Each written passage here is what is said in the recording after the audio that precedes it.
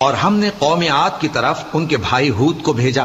انہوں نے کہا اے میری قوم اللہ ہی کی عبادت کرو، اس کے سوا تمہارا کوئی معبود نہیں. تم شرک کر کے اللہ پر محض بہتان باندھتے ہو. میری قوم میں اس واعظ و نصیحت کا تم سے کچھ صلہ نہیں مانگتا. میرا صلہ تو اس کے ذمے ہے جس نے مجھے پیدا کیا. بھلا تم سمجھتے کیوں نہیں؟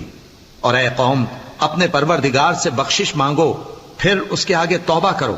وہ تم پر آسمان سے موسلا دھار بارش برسائے گا اور تمہاری طاقت پر طاقت بڑھائے گا.